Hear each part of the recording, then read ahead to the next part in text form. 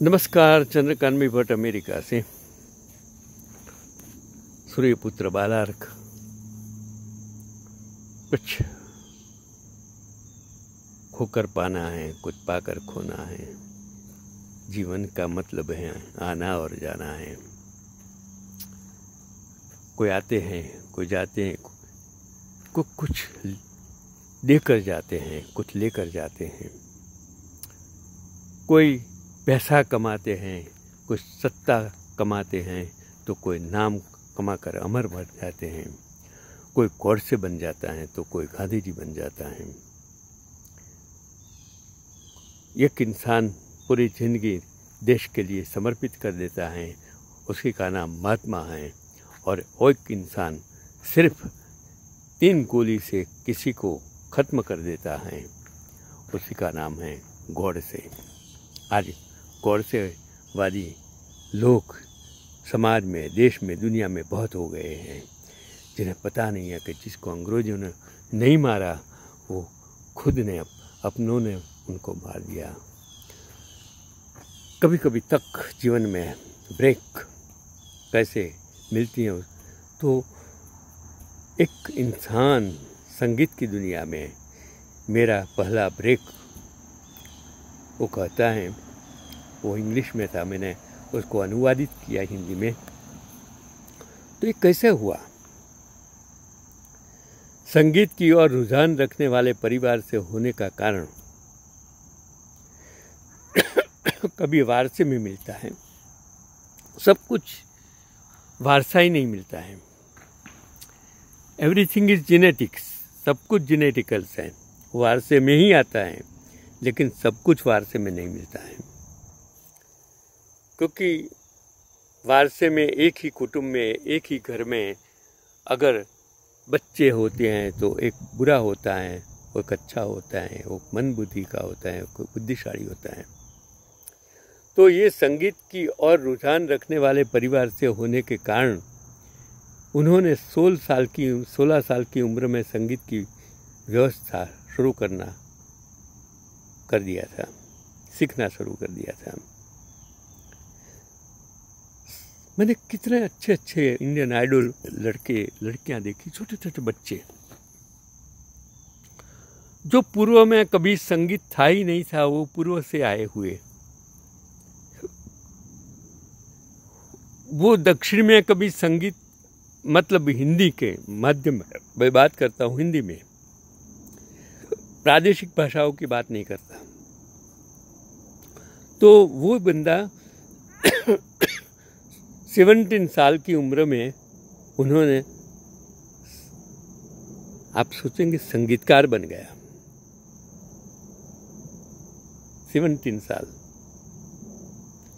उनके पिता पंडित राम प्रसाद शर्मा, जो एक तुरही वादक थे, उन्होंने संगीत सिखाया। और 12 साल की उम्र में गोवा के एक वायलिन वादक से वायलिन सिखाया। उन दिनों एक मशहूर निर्देशक, उन्होंने कल्याण जी आनंद जी को भी ब्रेक दिया था,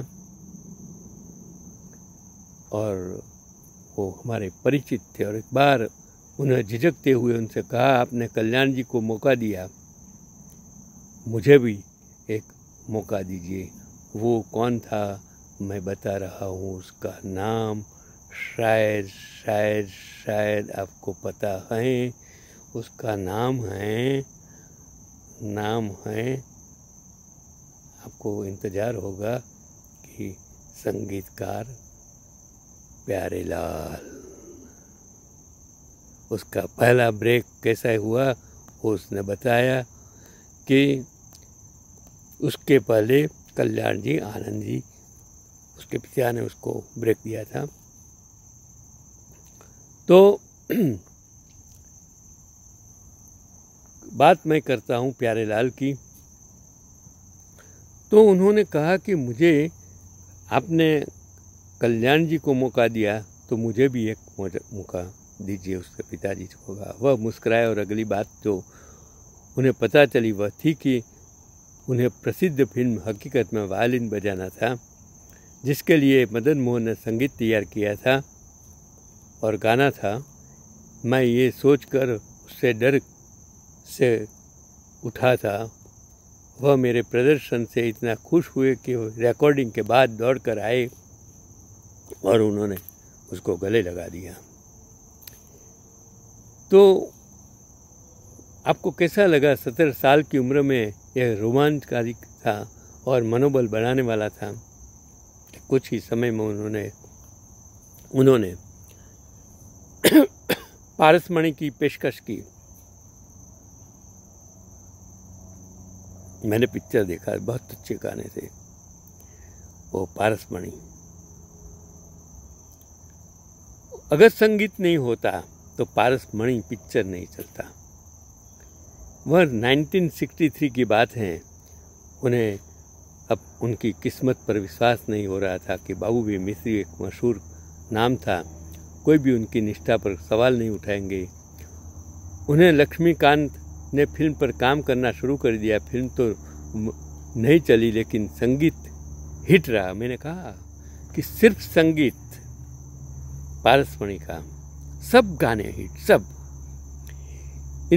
इसने हमें नौशाद और रवि जैसे जाने माने संगीत निर्देशकों और ताराचंद बरजात्या जैसे फिल्म निर्माताओं के करीब उनको लाया इसी पिक्चर के संगीत ने। और जिंदगी कैसे बदल गई कि पारसमणि के संगीत, विशेषकर गीत रोशन तुम्ही से दुनिया ने हमारे लिए मार्ग प्रशस्त किया। अगले ही साल निर्देशक सत्यन बोस में हमें दोस्ती, मेरी दोस्ती मेरा प्यार, और इसी पिक्चर मैंने भी देखा था। बढ़िया पिक्चर, ऐसा पिक्चर कभी भी मैंने मेरे जीवन में नहीं देखा है। उस जमाने में जो जिस प्रकार की दोस्ती दो इंसानों के बीच, बच्चों के बीच जो थी, एक सपोर्टिंग एक दूसरे के एक्टर्स, कि ये ताराचंद जी की राजश्री प्रोडक्शन की फिल्म थी मेरी दोस्ती मेरा प्यार। फिल्म में एक नए युवा कलाकार थे लेकिन उसका संगीत सुपरहिट था। दोनों नए युवा कलाकार थे, किसी को कुछ मालूम नहीं था, फिर भी वो संगीत की वजह से वो पिक्चर इतना हिट हो गया और इनको 1964 में उनका पहला फिल्म फेयर पुरस्कार दिलाया। वो सबसे रोमांचक अनुभव वह था कि दोस्ती के साथ संगम, शंकर जयकिशन द्वारा संगीत, और वो कौन थी मदन मोहन जैसी फिल्मों को भी फिल्म फेयर पुरस्कार के लिए नामांकित किया गया था। तो कितनी फिल्में उसी वक्त एक नए संगीतकार को पुरस्कार मिले। इस पुरस्कार ने भले ही उन्हें प्रसिद्धि दिलाई लेकिन दुर्भाग्य से हमारे साथियों के भी ईर्ष्या पैदा हो गई, मतलब लक्ष्मीकांत और प्यारेलाल। उनमें से कुछ ने हमारे खिलाफ प्रचार किया और हमें फिल्में मिलनी बंद हो गई, लेकिन हमें फिर भी उन लोगों से फिल्में मिली जिन्होंने हम पर विश्वास किया। फिर 1977 से 1980 तक लगातार 4 साल तक हमें अमर अकबर एंथनी 1977, सत्यम शिवम सुंदरम 1978, सरगम, बहुत ये सब पिक्चर का जो संगीत मुझे आज भी याद है। सरगम, तगली वाले, आज भी मुझे पिक्चर है, वो गीत आज भी मुझे पसंद है। 1979 और कर्ज का भी, मतलब ये पिक्चरों में जो गाने थे ये सुपर हिट थे। 1980 के लिए फिल्म फेयर अवार्ड मिला, 4 पिक्चरों के लिए फिल्म फेयर अवार्ड मिला। अमीन साहनी की बीना का गीतमाला में उनके गाने नियमित रूप से शीर्ष में नंबर में पहले, दूसरे, तीसरे, चौथे नंबर में बजाए जाते थे और लता मंगेशकर ने हमारी मीन्स को उनकी सफलता में बहुत बड़ा योगदान दिया था। वह अन्य संगीत निर्देशकों के लिए 1 महीने में 10 गाने रिकॉर्ड करती थी, लेकिन उनके लिए वह 1 महीने में 16 गाने भी गाती थी। आज तक जो संगीत में जुड़े किसी भी मामले में उनसे सलाह वो लेता था। जो लक्ष्मीकांत आज नहीं है, उनका 1998 में निधन हो गया, लेकिन संगीत बनाना प्यारेलाल ने बंद नहीं किया। आज भी प्यारेलाल को मैं देखता हूँ, कितने वो जो इंडियन आइडल जैसी यहाँ पर उसमें आते हैं, तो फिल्म उद्योग में जितेंद्र, धर्मेंद्र, शशि कपूर और अमिताभ बच्चन जैसे उनके दोस्त हो उन्होंने बनाए थे। हालांकि मुझे लगता है कि संगीत आज काफ़ी मतलब बिजनेस आधारित, इंडस्ट्रियल आधारित हो गया है, जो इसके लिए वो हमेशा कहते हैं कि बांसुरी, वायलिन और सितार जैसे ध्वनिक वाद्य यंत्रों का उपयोग कभी बंद न करें, क्योंकि ये बुनियादी वाद्य तंत्र हैं। आज तो गीतों में कविता भी कम हो गई है, दर्द दिल बन गया है, दर्द डिस्को। और जो लक्ष्मीकांत और उन्होंने जो काम किया, उसके पास आने वाली सभी फिल्में नहीं थी, लेकिन पश्चिमी सिम्फनी के अलावा उनके पास अभी भी बच्चों के लिए बहुत सारी सिम्फनी है जो पहले लिखी थी, और खुशी के है कि अपनी तरफ से संगीत के साथ कोई उन्होंने समझौता नहीं किया।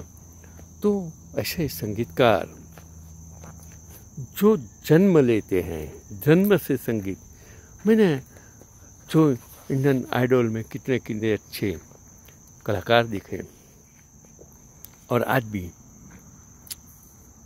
जो नए नए, एक वक्त था लता मंगेशकर, आशा भोसले के अलावा आपको एक भी गायिका नहीं मिलेगी। आज आपको कितनी सारी गायिकाएं लता, आशा बन के आप आज भारत देश में उभरी हुई हैं। तो वो सारेगामा और इंडियन आइडल की वजह से ये प्लेटफॉर्म पर आगे बढ़ी हैं, उनका करियर बना है। और अमेरिका में आज तो सारी जगह बस पैसा कमाने के लिए, और अभी तो नवरात्रि आ रहा है, कितने आ रहे हैं पैसा कमाने के लिए। चलो, वो भी एक बिजनेस बन गया है। आप भी भगवान की भक्ति गरबा गाकर करते जाओ, माता जी की भक्ति करते जाओ, पैसा कमाते जाओ, आनंद करते जाओ, बस ज़िंदगी जीते जाओ। यही आज का पैगाम। लक्ष्मी और प्यारे बन जाओ। आज का पैगाम, आज का एपिसोड प्यारेलाल के नाम अभी जिंदा है, इसके लिए करता हूँ। नमस्कार, चंद्रकांत भट्ट, अमेरिका से।